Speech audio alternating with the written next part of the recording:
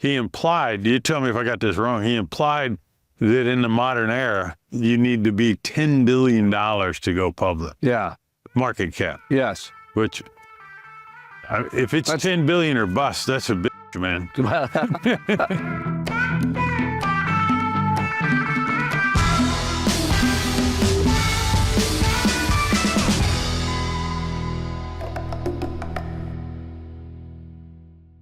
Hey, man. How you doing, Brad? It's good. It's good to be here. It's like a destination podcast here in Santa Barbara. This is our first destination podcast. We're coming to you live from Coatue's East Meets West 2024 conference. Indeed. Were you up or down last night? I did okay. Okay. Hey, you? It was a good night. Yeah. It was a good night. Hopefully they don't think we were the ringers, at the time. Well, tell the audience a little bit about what is East Meets West. It's a really gracious invitation. Yeah. We've been doing this for years with Coatue down here. Yeah. Why don't you tell us a little bit about it? Yeah, so Phillipe and Thomas Laffont, who run Coatue, started a conference, I'm going to guess about 8 or 9 years ago, titled East Meets West. And at the time, it was really about bringing together entrepreneurs from Silicon Valley in the West with entrepreneurs from China. And some of my best relationships with some of the smartest, coolest, hippest Chinese entrepreneurs came here, and the access was just unbelievable. It was literally a once-in-a-lifetime opportunity, and they've kept the conference up. It's on my list of must-attends. Yeah. You get a combination of incredible founders, some great CEOs. Satya Nadella is here, Dara's here, Andrew from EA is here, and it's one of those conferences, like when I entered the industry years ago at the Agenda conference, which Stuart Alsop ran, Larry Ellison and Bill Gates and Scott McNealy would stay through the conference. So they're around. Incredible. Today, most conferences, the keynotes come in and go out. Yeah. Here, everyone stays. And so it's more intimate. You learn more, you get to talk to more people. Yeah. They do a lot of these one-on-ones where they set it up so that you can maximize individual connection. Yeah. It's just incredible. Anyway, I'm super, thankful to them for having us down and for letting us It's a big do investment. This here. It's a big investment by them. And I think one of the things that's underappreciated outside of Silicon Valley is there's this view that this is all zero sum, right? That I win, you lose. Yeah. And, we're all very competitive. We all like to win, whether we're playing poker, whether we're playing hoops, whether we're doing this. But really, I think this is a demonstration of positive sum. The fact of the matter is we're all analysts. We're trying to figure out the future. And what I deeply appreciate, with you, with the guys at All In, when you come to an event like this, it's a lot of conversation about this future, about the consequence on the economy. We're going to be talking to Larry Summers tonight about, about that question, about the consequence on society from AI, which we're going to be talking about a little bit today. But when you really telescope out over the last 20 years that you and I have been doing this, technology's gone from 5% to 15% of global GDP, right? And we're going to talk about public markets and venture markets, but the reality is there's a very big pie, and we can all participate in that together.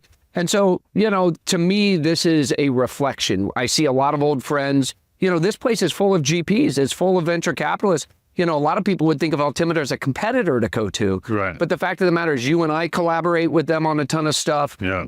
Some of it works, some of it doesn't work, but we trust each other. We have a shorthand with one another. So it's great to be back down here. And like I said, thanks to Phillipe and Thomas for encouraging us to do the pod down here. I think it's a perfect setting. But, I thought one of the things we could do is set up for people like what goes on here and just kind of take them through it a little bit, right? Sounds so good. as you said, there's a couple hundred founders, CEOs, and GPs.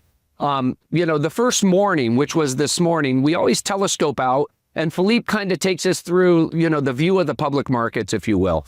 And then Thomas takes us through this view of the venture markets. And so maybe we could just start. And just to give you in a sense, it's a presentation I look forward to every year, and I think they said they threw out 100 slides. So it's not falling off a log. They're putting in an immense amount of work to put this together. And by the time this podcast is released, I believe their PowerPoints will be released. So perhaps people can follow along as we talk about what happened. You know, they captured a little of that zeitgeist. Remember the old Meeker slides? Yes. You know, that everybody, waited to see Mary's slides. Yeah, and I think they do a lot of really great content. Yeah. And Daniel sent also, they gave thanks to him and his team for putting these things together. So a lot of great content. But they started, I always like to get a read on where they are, both as, we're co-conspirators in the public markets, and the public markets really set the stage for the venture markets.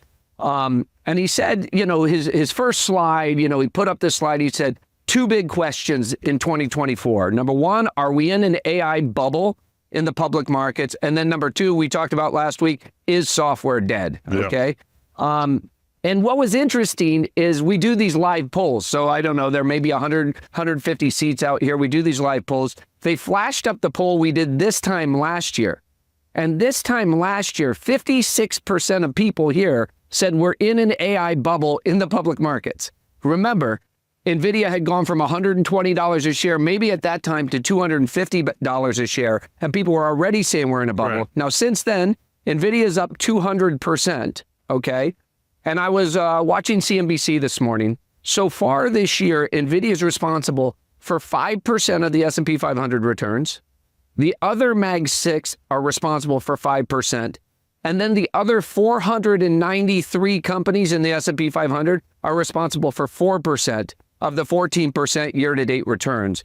If you looked at the S&P equal weighted, okay, so everybody's in at the same amount, it's only up 4% this year. So that all led, I think, Phillipe to say, we've got $3 trillion companies now. Is this sustainable? Are we in a bubble? What was surprising to me was knowing Phillipe the way we do, is he showed a slide of the earnings growth of NVIDIA, right? Comparing it to Cisco from the 99-2000 period. In the case of Cisco, the earnings multiple more than tripled during that period of time.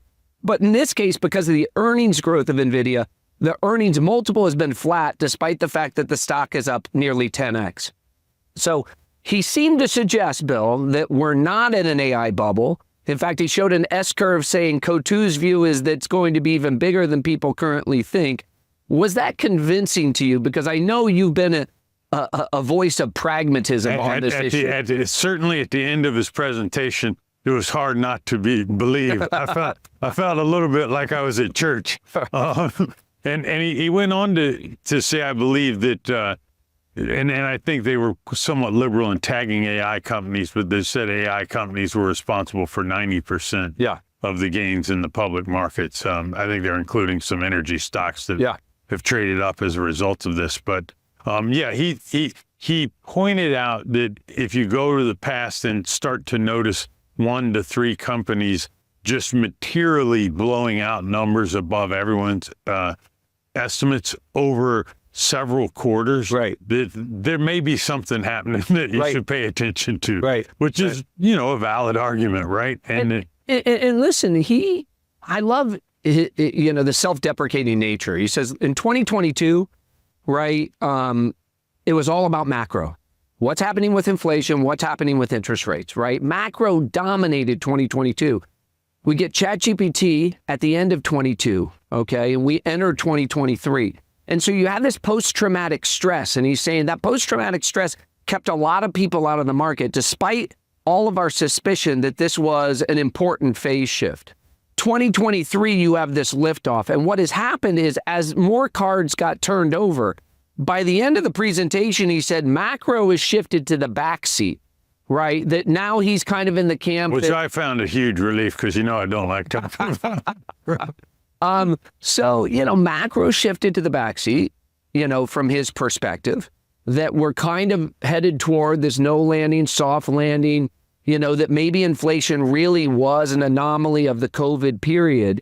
And if that's the case, then, this new super cycle, which, again, they described as transforming all these different parts of society, is allowed to shine. And so that to me was a significant change, I think, by Coatue in terms of the positioning of those two. I'd add one thing to it just from dinner last night. I get to see people that I may only see once or twice a year. There might be executives at some of the Mag 7 or other VCs at other firms. And one thing that was congruent across them all is they all feel a bit like a kid in a candy store with AI. It's like there's a new toy to go play with. And I think from a intellectual curiosity standpoint, like I see smiles and excitement and so it's clear to me that the vast majority of people here, not just the team at Coatue, believes this is a mega wave that is kind of everyone's got to be all in on. Yeah, that is. I mean, I think if there's one surprise, one answer on that, I'd love to get your reaction to. So on the question of how much would it, and I hear this, $200 billion of CapEx going into the ground this year, how much return do companies need to see? So we had Satya present to us one answer. We had Phillipe give us another answer today. Phillipe, what he called his monkey math, was that it was going to take $1.8 trillion in order to provide a 25% return on invested capital, okay? And of that 1.8 trillion, he went and said, if we got a 5% improvement in the labor force, right? So I think what he was saying is we effectively take 5% out of the labor force, that would be enough cost savings to justify the $200 billion investment. Satya tackled it from a slightly different way, just here talking at lunch. He said if we currently have a global GDP growing at 1 to 2%, he said if we could get that up to 3 to 4%, the incremental gain, coming from that would be enough to compensate again for this, because it would more than double the amount of money spent on technology. Convincing or not convincing? Seems like it answers the question. The Satya one, I buy more than the first one. The problem I have with the first one is simply that my entire time in technology, like these tools are competitive weapons, but if I get armed with them and my competitor gets armed with them, it doesn't necessarily increase. It doesn't create like free net income.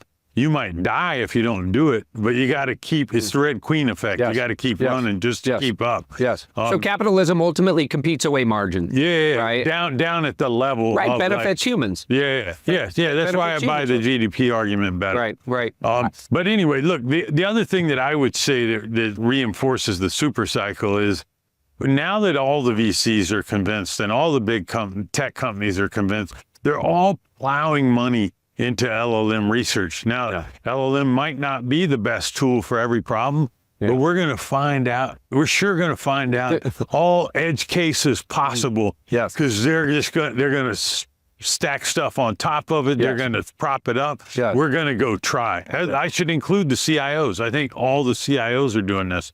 One thing he did mention was software stocks are down, and I do think that this wave is being promoted at such a level that it sucks air from other things. Yeah, for sure. At the CIO level, at the purchasing level, even at just the attention of the buy side level. Yes, I think it's important to point out that I think both Phillipe and Satya believe, Satya even talked about it. He said, we have to prepare the company that there's going to be a mismatch in timing here between investment and return. These are nonlinear events. And just like we saw on the internet, you may go like this, draw down 30% on your way to a higher high. But I think from an investment perspective, whether you're a venture capitalist or whether you're a public market investor, or whether you're a founder, one of the founders in the audience, you have to assume that there is going to be an AI winter at some point in time. That zone of disillusionment you and I have talked about before, that doesn't mean that it's not going to be bigger than we all think, but it does mean that resilience through that period is going to be really important. If you run out of money during that period, it's all over. Yeah, and Satya made me think of something that I hadn't really considered before, but because all AI tools are being delivered as a service in the cloud, there's just a massive amount of CapEx happening. And if you go back to the internet wave, people were buying Cisco products, maybe WorldCom, was putting CapEx into the ground. Yes. Equinix was putting CapEx into the ground.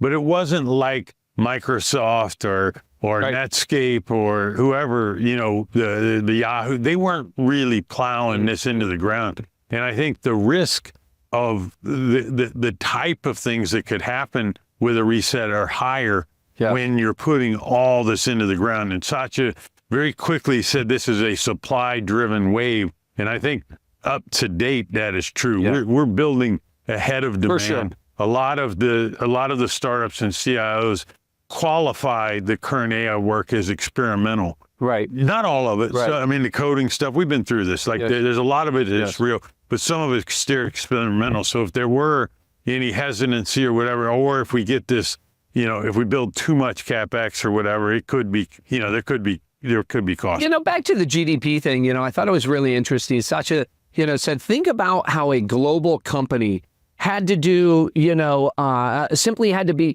do their annual planning, right? Pre-personal computer, pre-spreadsheet, right? Pre-internet. And it's no wonder that massive productivity was unleashed in the 80s and 90s. I mean, the productivity gains in the 90s were so great that the U.S. government ran a surplus, if you remember, at the end of the 90s. You don't remember it because it lasted about 10 seconds. Well, also because Clinton cut taxes in front of and the market was up 30%. Sure. But the productivity gains to come out of that are undeniable.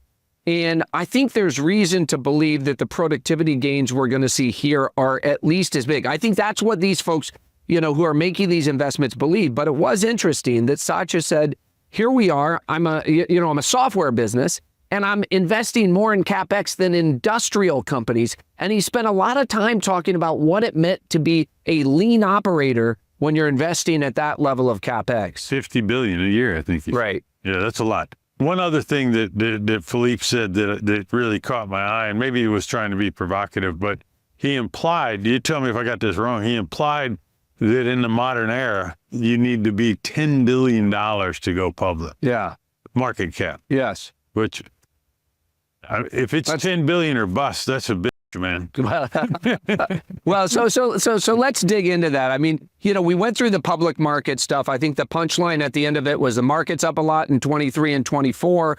Multiples have not expanded that much, but it does assume that revenue continues to grow. Right. He said NVIDIA is not expensive on an earnings basis. So if it's going to miss, it's because either revenue growth's going to stop or margins collapse and prices. And the second, it seemed to be that they were, we suggested last week the smart money was beginning to nibble on software. The software is not dead.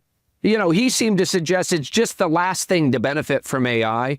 And so I've talked to a bunch of folks here, and I would say the number one thing that I hear people buying are not the semis stocks that have worked so well over the course of last year, but everybody's interested in buying software at 5.5 times forward revenue, which is, as we've said, 20% below the 10-year average. They may be early, but I think people are really interested. They don't think software is dead, and they think that, software starts to look interesting. I think we'd have to dig in it later, but I think there are certain types of software companies that people think are more under threat from LLMs, more workflow than who's the data repository. Yes. There's questions about, whether LLMs replace queries and who sits in the stack where. And so, and there are some people that still take, I view the width of what people are willing to believe about AI is really wide. And the skeptics are like LLMs are topping out, but the people on the opposite end are like, oh, this is just going to replace all the software I have. Right. And the truth is probably in the middle. I think it's probably. And like as analysts, our job is to figure out, exactly where that is. So you started to reference, after we did the deep dive this morning on public markets, then we talked about venture markets. Thomas took us through that, and I'll lead up to the conversation on IPOs, which I think is really interesting. We've talked a lot, but he basically started by saying VC is normalizing. If you look at 2021, he showed a slide. We had 715 billion of venture that went into the ground in 2021. We've talked a fair bit about that. This year, they're forecasting about 250 billion into the ground into venture. So that's about 1/3 of the levels we were in 2024.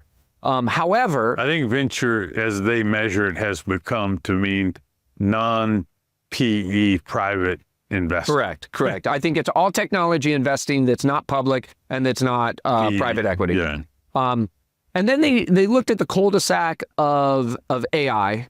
Year to date, I think 200 deals, 22 billion of investment, average valuation, wait for it, $1 billion, right? Average round size, 120 million. Yeah, the round size and the valuation were 5 to 6x the non-AI company. Correct. 5 to 6x. Correct. And that was, I thought, what was so interesting about the way they teed up the presentation on venture, right, was he then took us through almost a bit of admonishment for some, or at least encouragement, strong encouragement for the founders in the crowd that may have raised money between 2020 and 2022. Here's a slide where he said, outside of the AI unicorns, the other 1,400 unicorns are not raising any money, right? And he said there's too many competing opportunities in the public market, risk-free rate of 5%. Bitcoin. Bitcoin. He said we still have too many unicorns at 1,400. Here, he showed a slide of the LinkedIn employee growth within those 1,400 unicorns has gone from 75% to 10%. Mm-hmm. And that the revenue growth has also decelerated dramatically. Now, you and I have been talking about this. No left axis on that one, but correct. Down and to the right. And shockingly, IPOs in 2024, 2021 through 2024, are fewer than during the great financial crisis in 2008. No IPOs, 1,400 private unicorns, most of which have not had a funding round since, the majority of which, and he has a slide on that, have not had a funding round since this, quote, reset in 2023. And so maybe haven't faced the, taken their medicine as to what their real valuation is. And then he showed a slide that where they, I don't know how they, maybe it was in their own portfolio, but where secondaries are happening, and they're happening at the exact same multiple as the public companies. Yeah. And so just to put it, the secondary sales in the venture market are 50 to 75% off the highs, just like the public markets retrace the non-Mag 7 companies that are public. Correct. And so I do think, I often hear people on a board say something like, well, good thing we didn't go public, or good thing we aren't public. Exactly. But they're sitting on the board of a private company that's at 150 million in revenue and growing 10%. Right. Like you just have your head in a hole in the ground like an ostrich. You're not better off. There's only one reason you might be better off. You might be able to persuade your employees that things aren't as bad. Whereas if you're public, you're looking at a $4 stock. I would actually say, Bill, that you're worse off. And here's the argument I agree with for that, why you're worse off. Point. I mean, when the public markets gives you a sign, right, like it did Meta or Facebook in the fall of 2022, and the stock goes to $90 a share, right? There's nowhere to hide. You confront the brutal truth. You confront the reality. Public market investors, it's the collective wisdom of that crowd. And I think it motivates the company to do the things they should do, and they do them faster than they would otherwise do. And Zuckerberg led the charge on this, and his stock has quintupled since that moment. I could not agree more. And so I see, the irony there is you have a company that went from 86,000 employees to 69,000 employees at a faster rate than I've watched most of these private unicorns move. The private unicorns hid in the cocoon of the fact that they didn't have to get marked daily. And that's why I really don't like the stay private forever idea. It works for some companies where you have an Elon Musk running SpaceX, and the intrinsic motivation and the experience will lead to a good outcome. It doesn't work well for 350, bless you, of the other unicorns that are out there. Yeah, and to play devil's advocate, I think some people are going to make the argument that you don't want to be a micro cap public company and that no one will pay attention to you and no one will cover you. Yeah. I still say, like, if you're liquid, that's better off. You've converted away your lick pref stack. That's better off. You want me to tell you why I don't believe that? Yeah. Okay. Yeah. Because investors are greedy. Right. Greedy investors will find you if your company is growing really fast and has great margins. Look at Samsara, okay? Samsara went public and everybody said too small, not enough coverage, stock's not working. That company has been a grand slam home run in the public markets, okay? The fact of the matter is, if you're only growing 10% and you're marginally profitable or not profitable, I don't care if you're in the venture markets or you're in the public markets, you got to fix your business model, because that's never going to fetch a big multiple. But let's get to the question on the table. IPOs, okay? So what to do about it? what to do about it, And I think there's this question that we've debated amongst ourselves, with our friends, with Thomas and Phillipe, about how big you need to be. I think he was speaking at a conference in New York, and he reiterated it here. He thought you needed to be $10 billion, okay, in total market cap in order to go public, okay? You've been at this for 25 years. Yeah. Tell us your response to this question of whether or not, because that implies if you're a software company, you need to have like $1 billion in revenue to go public. Do you think that's true? Well, I don't, but let me tell you, let me take a quick aside, and let's say that is true. If you have to be at $1 billion in revenue and growing, yes, like if you want a 10x multiple, you got to be growing 35%, 30%. And if every company is going to raise $500 million to $1 billion, and if that's the only way they succeed, if they get to that level, yes, this game just got a lot harder. Yeah. Like this is massive risk on, and I even wonder if part of the reason that you have this 1,400 sitting there is we forced so much capital on these companies that they had to grow up so fast, and they had to do things that weren't kind of the normal way that you would grow a company, right? Where you stay close to the unit economics and you learn as you go. Like if you have to just be all on, and we talked about it last week, there's 4 companies in the coding AI space that have raised over 400 million each. You think there'll be another round behind that? Mm-hmm. Like they're all going to pull out the huge guns and point them at one another, and you're going to execute in a way that's more risk on.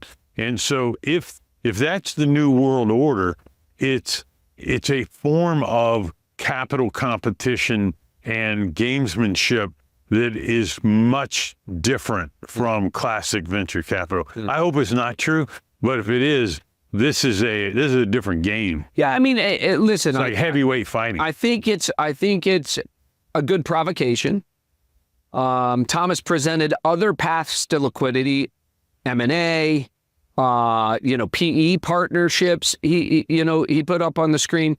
But here's what I see. Okay, we've recently sold 2 companies in our portfolio. One was reported by the Wall Street Journal for $1 billion to $2 billion to Databricks, called Tabular. We have companies that have gotten fit and that are reaccelerating their growth rates. And then we have 2 companies in the IPO pipeline, right? Like, I just think this has taken longer than any of us think. Out of that 1,400, I suspect that 60 to 70% of those companies are never going to go public, okay? So these are companies that are either going to have to get sold off, they passed the peak in terms of their growth rates, they don't have enough revenue scale in order to get public. But I think that there are going to be 30 to 40% of those that certainly could get public. They may have to accept, like Instacart did. By the way, look at Instacart.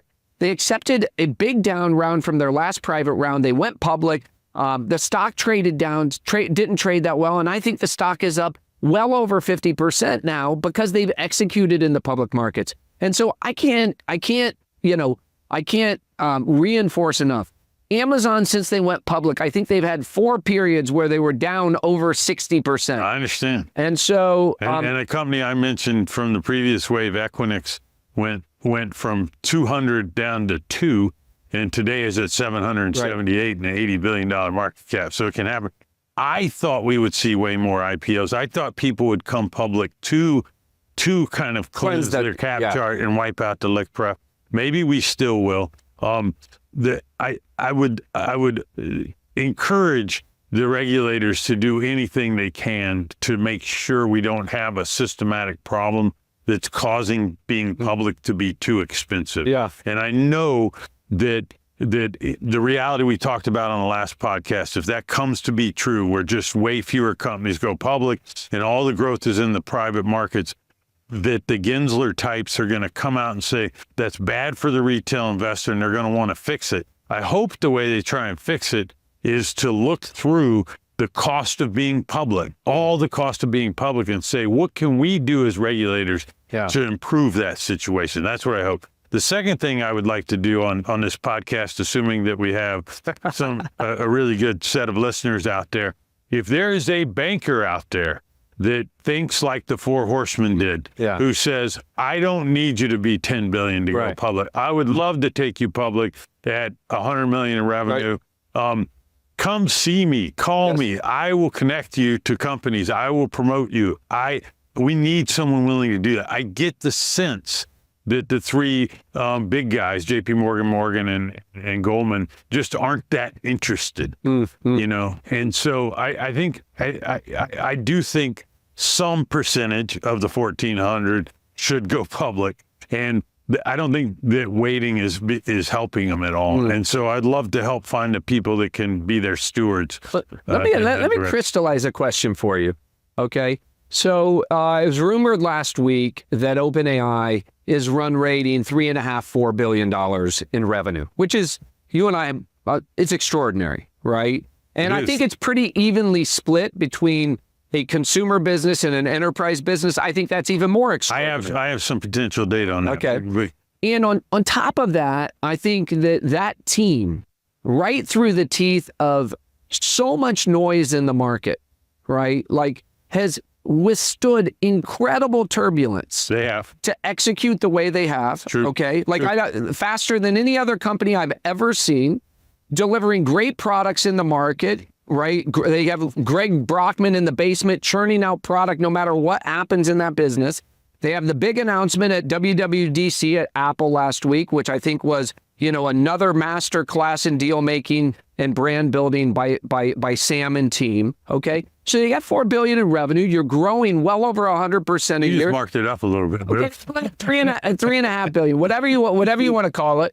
Would you go public if you could do a conversion to a for-profit company? Would you take OpenAI? There's a lot in that second part. By the way, just to fill in some of this, I could be wrong about math, but I went into one of these credit card survey things and I looked at OpenAI, and assuming that people don't pay for the API with a credit card, so the credit card pool just represents, and I compared it to a company where I knew the revenue, it would imply that they're about 2.1 of the 3.4 is the consumer business at $20 a pop. Yeah. So 2/3 the consumer business. Put me in it and I love it. Well, there's one other thing that I could look at in the credit card data, at least for the cohorts that are old enough. The churn's about 65% annually, so they're only 35% retaining, which Sachs had hinted at on All In, and maybe the reason that I think Sam at one point said he didn't really see the $20 thing as his future. Right.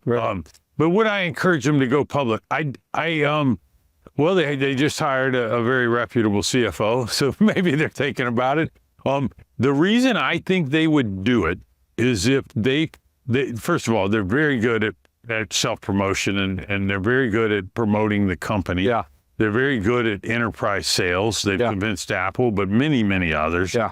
And so if they thought they'd get a premium multiple and could get out there and have access to capital at a much cheaper price, and liquidity for the employees, which they're now having to arrange, I could see it. I fear that the kind of current wisdom of the entrepreneurs to not do it. Right. Well, this is we have an opportunity to make a case to Sam and to Satya. And here's a bit of the case that I would make for him.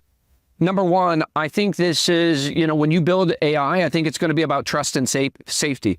And I think being a public company, right, being exposed to public disclosures, the scrutiny of the SEC, all the things that come with that from public market investors, I think is a good thing for that business. I think it would force them to tighten everything up. Now, I'm not talking today, but if I were on that board, and maybe we'll tell this to Larry tonight, I would say, let's start moving the company in a direction as though we were public, right? Let's do the conversion to a for-profit business. Enough of this funky. By the way, I don't think that's trivial. Funky. I agree. I'm just telling you, like, it's doable. And the second thing I would say, I think it's only doable by putting a significant chunk of the company in the non. Yes. Like a share base in the nonprofit, not this thing where they get it at the end. And by the way, you can't take public that structure. So here's what I don't like. I don't like the idea that you could have a company that could theoretically go to $1 trillion in enterprise value.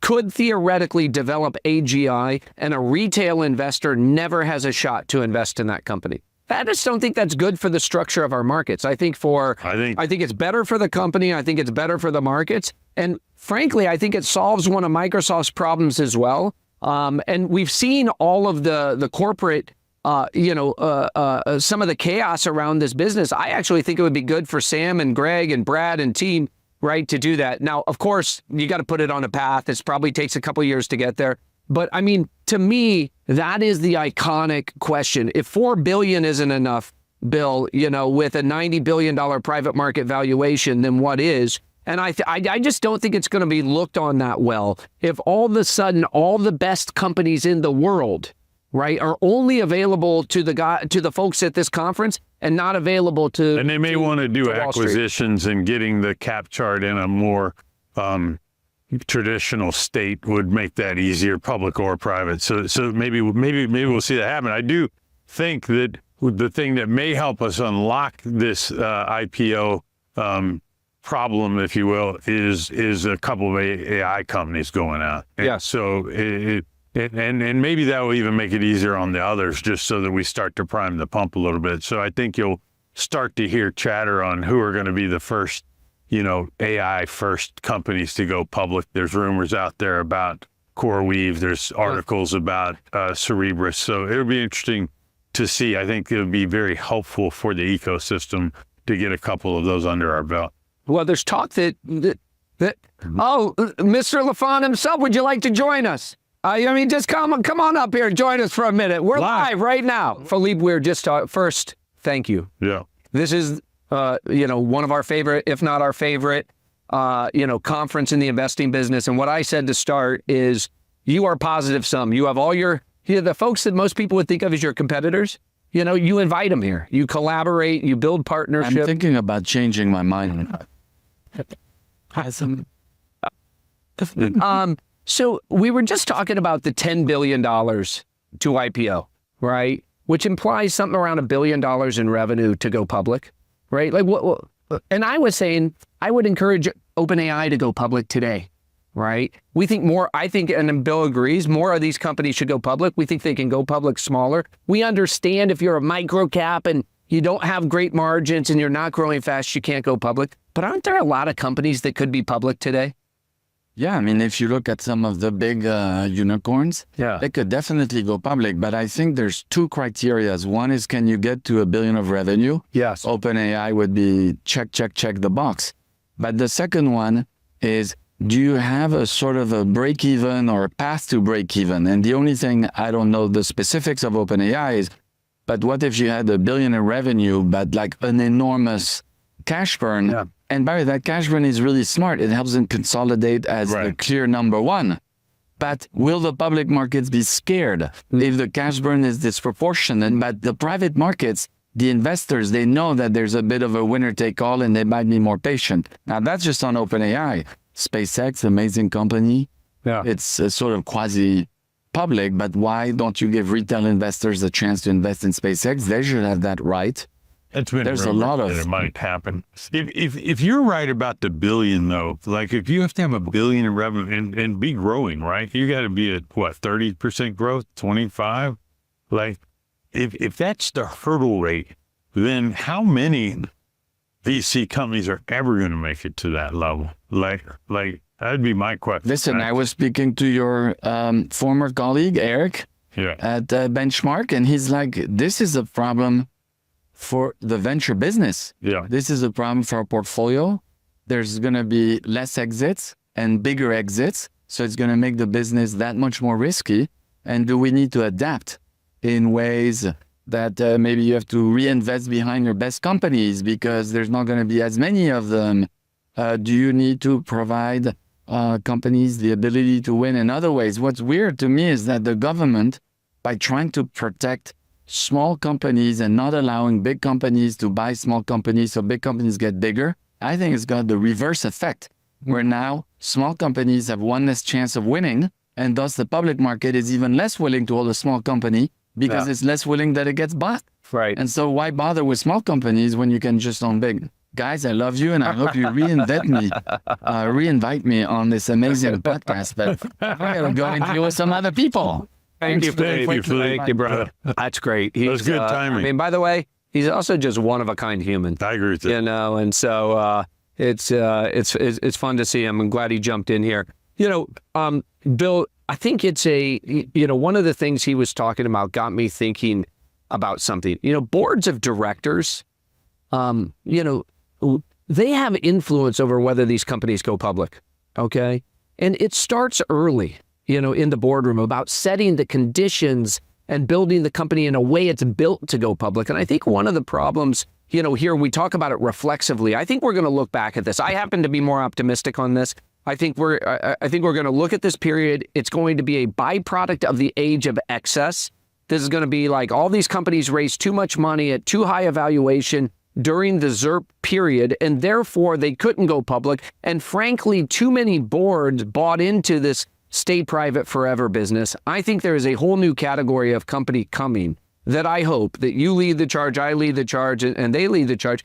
There is no reason these companies, if we set the conditions early in the business, stay fit, get profitable, you don't have to grow at all costs, don't raise too much capital, don't set the valuations too high, they can get public. But it's going to be an interesting. By the way, to see how it before plays we out. transition to our last topic, I would point out one irony from all that we heard today and what you just said, which is if the 1,400 number of private unicorns that are the result of the age of excess is a problem, it's not clear to me that we're doing anything different in AI. Aren't we doing the exact same thing? Right. Yes. So couldn't we end up with the exact same result? Well, and it's, We just said 5x and 6x higher valuation. You said something to me a few weeks ago that I think is spot on, right?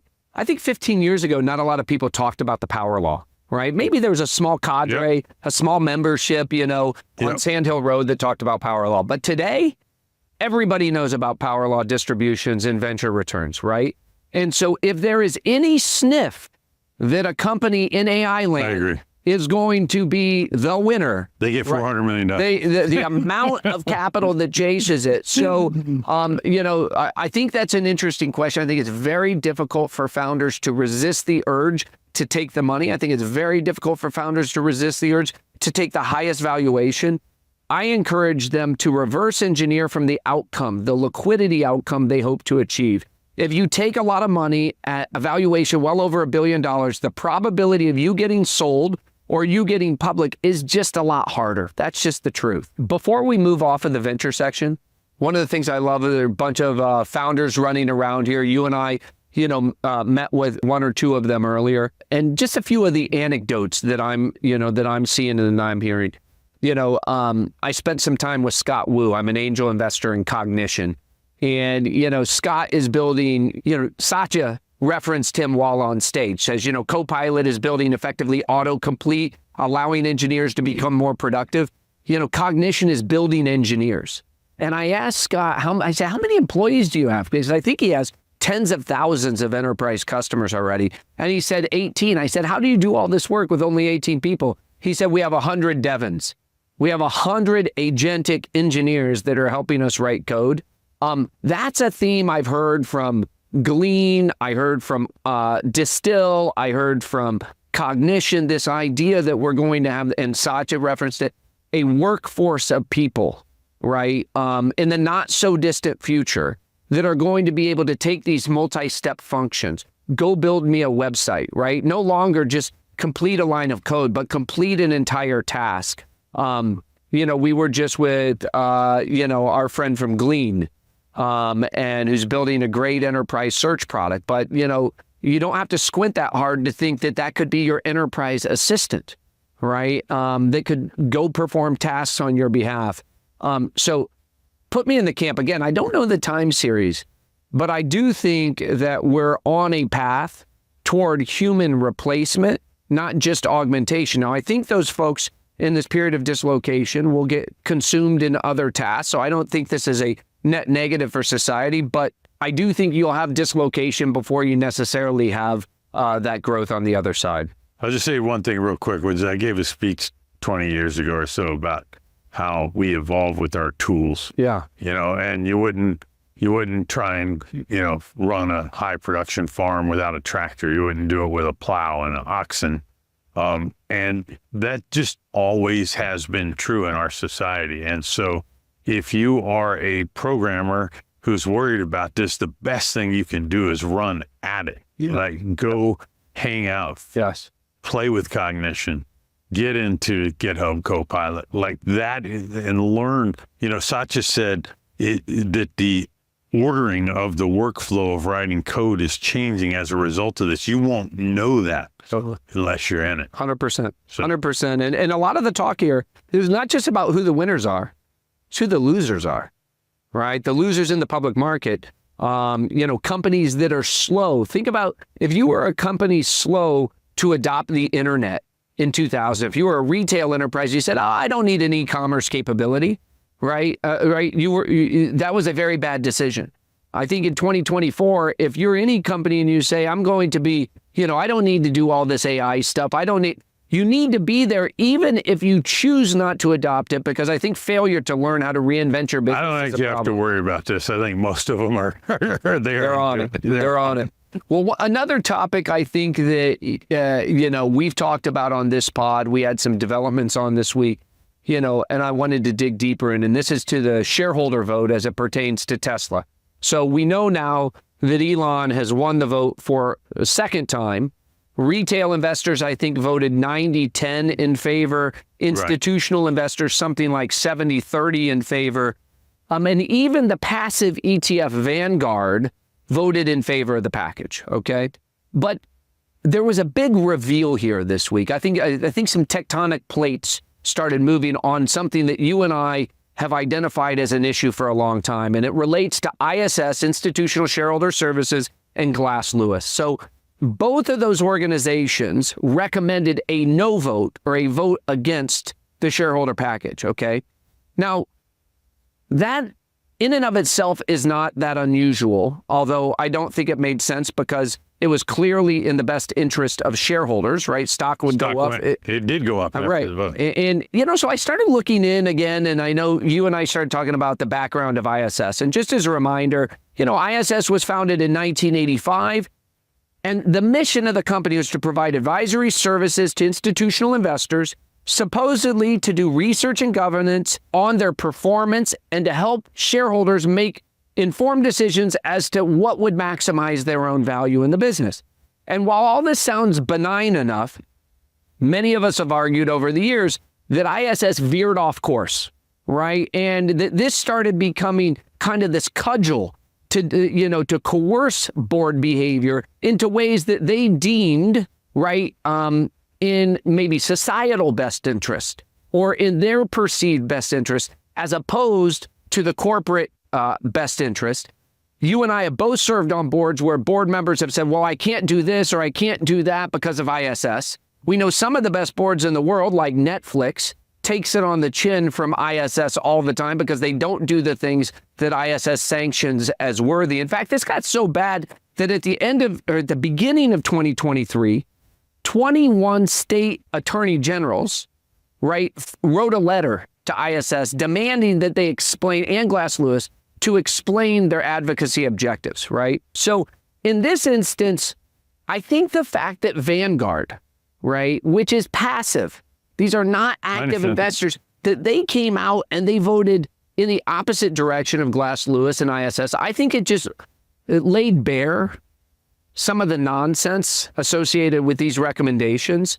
And I really wonder whether this is going to cause a ripple effect, right, where people start pushing back now on ISS and Glass Lewis, right? Because if a passive investor can do it, certainly, and the active investors from retail, institutional, they rejected ISS and Glass Lewis straight out. So what do you, any thoughts? Yeah, well, a couple of things. So one, I actually spoke to some people at ISS in their research group prior to our SBC conversation, and it became clear to me from talking to them that they're mostly backward looking. They talk to investors after the fact and say, do they appreciate this particular thing or not? And they're not doing first principles thinking around shareholder alignment. Yeah. And You know, and you said it lost their way. I mean, it became a network effect, right? They charge both the company and the shareholder, and like it certainly. I mean, if there's a duopoly we should worry about in this country, it's probably ISS and Glass Lewis. Well, we're seeing every board to follow their marching and orders. the number one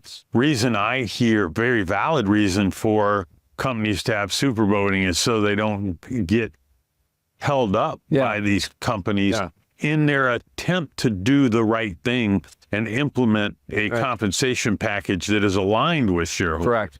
And as I said to you back then, and I believe even more today, and I've seen more copycats of it, the Elon package is the most shareholder-aligned CEO compensation package I've ever seen. I would be thrilled if all of my hired CEOs had a very similar package. Right. I'd be thrilled. Yeah. I think most of them wouldn't take it. Yes. Because it requires outsized performance. I think it's excellent. I think that it's ridiculous that Netflix would ever get a no vote on anything, because they've had incredible stock performance and industry-leading low dilution. Yes. With their very innovative approach to compensation. It would be fun to look at a distribution. And I actually had a chance to talk with the co-CEOs recently, and they were still getting pushed back, because I was applauding them on their structure. And one of their board members says, well, they are even considering change because ISS won't leave them alone. And it's horrific. But anyway, there's one other thing, that I would highlight about this that relates more to the Delaware situation. So it's my belief that that many of the attorneys and lawyers that live in the Delaware ecosystem were very eager for Tesla to appeal this thing and push it to the Delaware Supreme Court. Has been wildly discussed here and other places. The reason that people chose Delaware is 100 years. I went back and looked up the date. Over 100 years of practice of being business friendly. Obviously, all these companies aren't located in Delaware, right? They're just choosing this, and they're choosing this place because of its history of precedent and its history of how they adjudicate different things. Right. And people felt that it was in the company's best interest.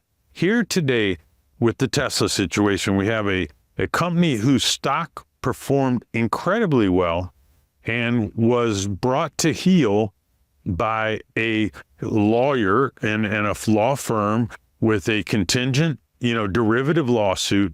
Their one customer had 9 shares of stock. 9 shares. That went up. Yes. So if you consider the fact that, I could be a public company in Delaware, my stock could go up. Yes. I can be, and then they asked for $5 billion in compensation to the lawyer. They're still asking for it. And they had one customer with 9 shares. Like, how do you ask for $5 billion? If, I will say this, first of all, I think that these people that live in Delaware are very fearful that there won't actually be an appeal, because then this thing just stands out there. Yes. And I think it's horrible for the entire Delaware ecosystem. If I were the governor of Delaware, I would be scared shitless. Scared shitless about what might be happen. If this judge hands out any penalty anywhere close, that has this over 100 million even. Yes. I think companies need to consider leaving Delaware as fast as possible. Well, I mean, first, it's such a bad, case law, right, in the state of Delaware. I mean, your point. It would lead to vigilante lawyers chasing any company with high performance or a big market cap and just trying to get them on a gotcha. For sure. And see if they can get a judge to give them this type. The corporate code that exists in various states around this country is very similar. There's a model corporate code, and most of them adopt it, that's predicated on Delaware's corporate code. What makes Delaware so different is 100 years of precedent of case law, which is very supportive of a lot of issues which are important to companies. That predictability led companies to incorporate there. Now we've thrown predictability out the window, right? And now we're talking about, despite 2 shareholder votes that both voted in favor of giving Elon this package, both before and contemporaneous, and now that they're going to go back. If they award, I'm not $100 million, Bill, if they award $1, right, I think you're going to see companies in the state of Delaware that leave the state of Delaware. And by the way, I think we should be encouraging them to leave the state of Delaware if that's the case, because I would like to see a lot more jurisdictions develop a lot more friendly corporate codes, friendly precedent, for these companies. The reality is, if we can't support a performance-based compensation package for a company, then what are we doing? Look at the garbage packages that people get paid tens of millions of dollars on. Stock goes down. Companies are terrible. ISS is cheering that that's a good compensation package, and it's no problem in the state of Delaware. Not to pick on one person, but people have highlighted that the CEO of GM has made tens and tens of millions of dollars. Stock hasn't gone anywhere. That's who, if they want to chase somebody, they should be chasing that situation. But I couldn't agree with you more. I think this is a very serious topic. I think that even I think like the Wall Street Journal and the New York Times, they missed this point. And as you said, if it's not about shareholder alignment, what's the point? Right. And then the last thing I would say is we started by talking about the dearth of IPOs and why aren't companies going public. If this is the type of thing you expose yourself to by being public, then I understand why there are less public companies. Yeah. And I actually think, in addition to the fact that everyone in Delaware should be afraid of this, I think the SEC should be afraid of it. Like, you shouldn't want this type of activity, this type of derivative suit to come to the table. Because with 9 shareholders and an ask for $4 billion, it's clearly a shakedown. Yeah. Like, you wouldn't want that in your public market ecosystem. Right. How do we give assurances to other companies that are reincorporating in Nevada, reincorporating in Texas? Tesla's moved to, was approved to move to Texas. How do we give them comfort, that they're going to be protected there against these type of cases? I have work to do. I need to go learn more. Yeah. And as much as I would say that the governor of Delaware should be afraid, the governor of Nevada and the governor of Texas should be putting together a task force to take advantage of this and to answer the question that you posed, like what needs to be in place. Can you borrow some of the precedent case law? I don't know how that works, but I'm shocked based on everything I've been told my whole life about why, you say, why are all these companies incorporating in Delaware? Oh, it's the most business-friendly state from a judicial standpoint. This blows that up. Well, I mean, one of the things I'll go, call my corporate law buddies up as well. Why can't the state of Texas say, because you can't just make precedent up. Precedent has to be the byproduct of somebody bringing a lawsuit. That just takes time. But you can draft it into your corporate code provision. Like, you could simply say that, we're not going to allow these type of derivative lawsuits with, that are totally, a farce with 9 shares to be brought and $5 billion of awards given. I suspect you could take a industry-leading LLM and scan through the case precedent and help codify the law that you need. For sure. So tonight, you and I and Phillipe have, we're going to do a panel with Larry Summers, and we're going to talk a little bit about, what the world looks like in 10 to 15 years as a byproduct of AI and some of the consequences, that we may see. And when you abstract away the next 5 years, because who knows how long this is going to take and whether we bump up against scaling laws and all these other things. When you look out 10 to 15, what are, any thoughts about, what you want to hear maybe from Larry or big picture thoughts that you have? Do you think the world is over its skis again, Bill? Or do you think this is this 2000 where we're going to go through perhaps a little bit of a rough patch here, but when we look back 10 or 15 years, it's going to be way bigger and way more consequential than we thought? I didn't know you were going to ask me this question, but I'll tell you the one thing that's on my mind, and then I'll ask you the same question. But I really don't believe in the deglobalization push that's coming from either of these presidential candidates. I just don't believe in it. I believe in Ricardo's comparative advantage. I believe in lifting all people out of poverty, not just people that happen to be born in the same country as you are.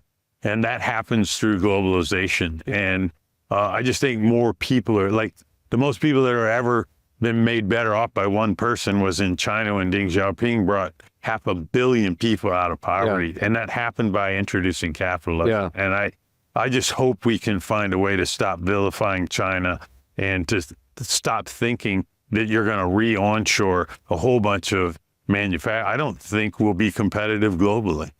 Anyway, that's what's on my mind. I mean, it's an interesting question. If you flipped it back around, I'm really interested in the productivity gains, that I think we can achieve, like the big unlock here. I'm interested in if he sees those same level of productivity gains that perhaps we saw in the 80s and 90s.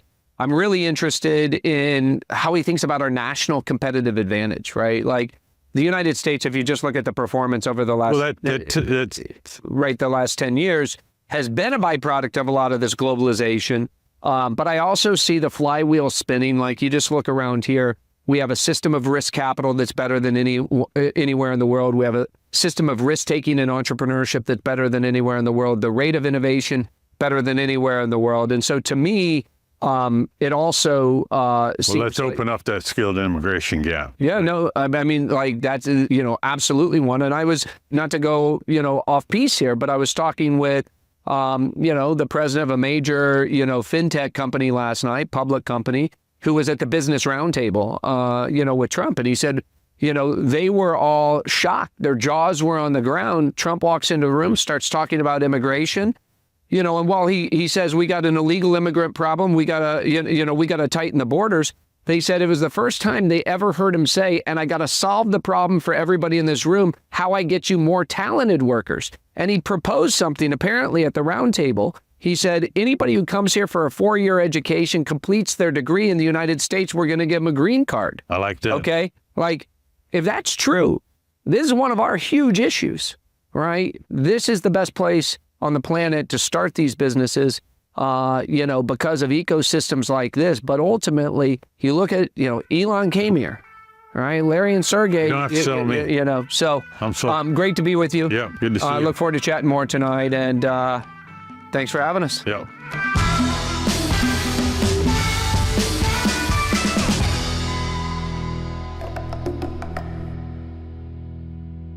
As a reminder to everybody, just our opinions, not investment advice.